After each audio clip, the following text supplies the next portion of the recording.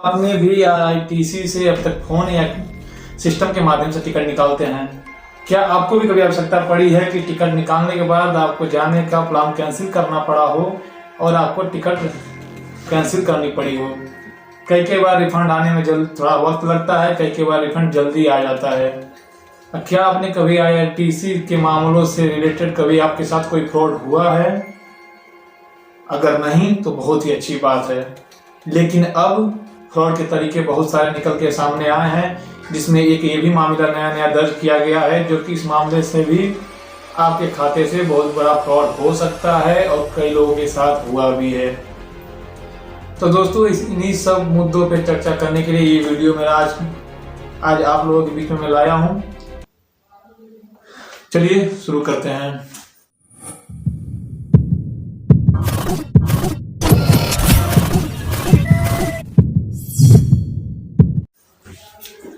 नमस्कार दोस्तों, मैं हूं सत्यम मौर्य और आप देख रहे हैं सम्राट की आवाज, मेरा यूट्यूब चैनल, जिसके माध्यम से मैं स्कैम, घोटाले, फ्रॉड्स, एपीएस, बैंकिंग सभी के रिलेटेड सेक्टर, इंश्योरेंस, बीमा सभी के बारे में मैं बात करूंगा इस वीडियो में। इस चैनल पे अपने आपके जो भी सवाल जवाब कोई हो तो आप कमेंट कर सकते हैं और मैं उस पर जरूर वीडियो बनाऊंगा। और आप सजेस्ट भी कर सकते हैं मुझे किन टॉपिक पे वीडियो बनाना चाहिए, या फिर कोई सवाल आपका हो तो आप वो भी कमेंट करके बताएं। और लिंक में आपको ईमेल आईडी मिलेगी, आप चाहे तो अपने दस्तावेज या कोई भी चीज़ ऐसी डॉक्यूमेंट्स हो जो आपके फ्रॉड शिकार आप हुए हों तो आप मेल भी कर सकते हैं। तो दोस्तों, आईआरसीटीसी के मामले में जो कि गवर्नमेंट की आईडी है, इसमें तो आपको कोई धोखेबाजी के चांस बहुत कम लगता है और कहीं ना कहीं बहुत कम ही चांस में ऐसा हो पाता है। लेकिन दोस्तों, इस समय स्कैम और पैसा कमाने के नए तरीके, बिना मेहनत के पैसा कमाने के कितने सारे तरीकों से किस तरह के आप उनके शिकार बन जाते हैं और आपको पता भी नहीं होता कि हमने तो एक सिंपल सा टिकट बुक किया था जिसमें कोई भी फ्रेब या फ्रॉड या फिर स्कैम जैसा कुछ भी मामला मुझे नजर नहीं आ रहा था। फिर भी किन मुद्दों में ऐसा होता है तो मैं आपको बताना चाहूंगा। अब एक नया तरीका निकल के सामने आया है जिससे फ्रॉड किया गया है। वो तरीका है कि आप जब टिकट निकालते हैं कहीं जाने आने के लिए, किसी कारणवश आपका वो टिकट कैंसिल करने की जरूरत पड़ जाती है। तो इस दौर में होता क्या है कि जैसे टिकट प्रक्रिया बदलती जाएगी, जैसे जैसे हम लोग डिजिटल होते जा रहे हैं, सब कुछ ऑनलाइन हो चुका है, टिकट कैंसिलेशन से लगाई आपका रिफंड प्रोसेस तक, और कोई भी आईआरसीटीसी का मेंबर या फिर कोई कर्मचारी रिफंड के एवज में आपको कॉल नहीं करता है, ना ही आपसे कोई ओटीपी या फिर कुछ भी मांगता है। लेकिन इसमें कुछ ऐसी फेक साइट्स का इस्तेमाल करके आपकी डिटेल, आपकी जानकारी को निकाल लिया जाता है कि इस बंदे ने टिकट निकाला था और ये रिफंड चाहता है। और आप रिफंड के मामले में कभी कभी थोड़ा समय लग जाता है, जो कि मिनिमम समय होता है 7 से 30 दिन का, जिसमें अगर ट्रेन अपने तरफ से कैंसिल होती है तो उसमें पूरा अमाउंट आपका रिफंड किया जाता है। और आप किसी कारणवश आपने वो टिकट कैंसिल किया है तो उसका मिनिमम अमाउंट कुछ उसमें चार्जेस करते हैं, जो करने के बाद आपको रिफंड कर दिया जाता है।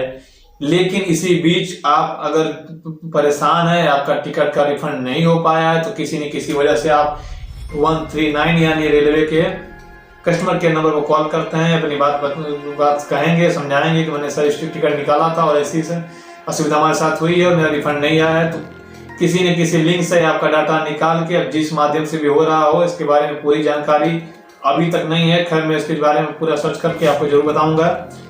तो माध्यम से आपको कॉल किया जाता है कि आपका रिफंड प्रोसेस हम कर दिए हैं, लेकिन यहाँ कोई दिक्कत आ रही है, आपके अकाउंट में पैसा जा नहीं पा रहा है, या फिर आप चेकबुक लगाइए, सब लगाइए। तो ये रेल विभाग भी आपसे कहता है अगर कोई प्रॉब्लम होती है तब, जब आपका रिफंड बहुत समय तक नहीं आ पा रहा है, कुछ बैंक इशू की वजह से ऐसा कहा जाता है। लेकिन बीच में ये कंपनियां जो है सेम उसी साइट्स की कॉपी बना के, उसी तरह साइट कॉपी बना के आपको कॉल करेंगे कि मैं आपकी इस तरफ से बोल रहा हूँ और आपका अमाउंट आपके खाते में मतलब सेटलमेंट नहीं हो पा रहा है, चाहे कोई इशू आ रहा है, तो आपके फ़ोन पे एक लिंक भेजा जा रहा है, आप इसे क्लिक करें, आपके फ़ोन पे में चला जाएगा और आप वहाँ से अपना पिन दर्ज करें और आपका अमाउंट रिफंड आपके खाते में चला जाएगा।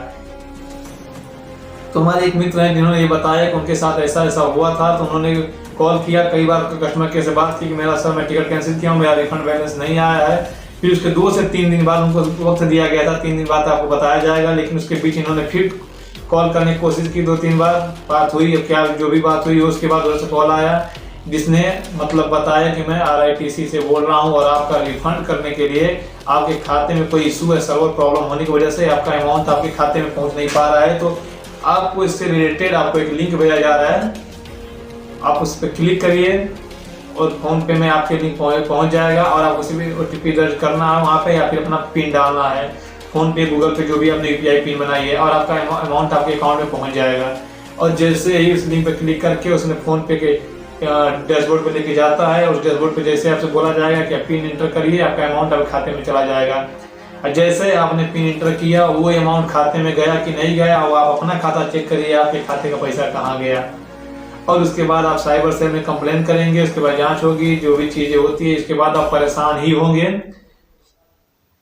अब बताओ, अगर सही से जांच उसकी होती है तो शायद पैसा आपको वापस आ सकता है, लेकिन इतने सारे लिंक, इतने सारे URL बन चुके हैं, इतनी सारी फेक साइटें हैं, ब्लैक साइटें हैं जो कि इंडिविजुअली VPN हैक करके यूज की जा रही हैं।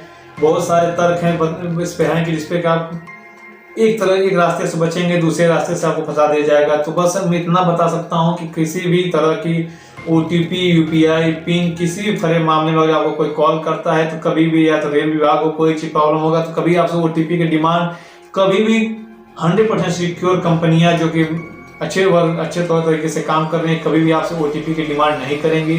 OTP आता भी है तो आपसे OTP मांगी नहीं जाएगी। और आप हर जगह बहुत सतर्कता से कोई भी काम करिए।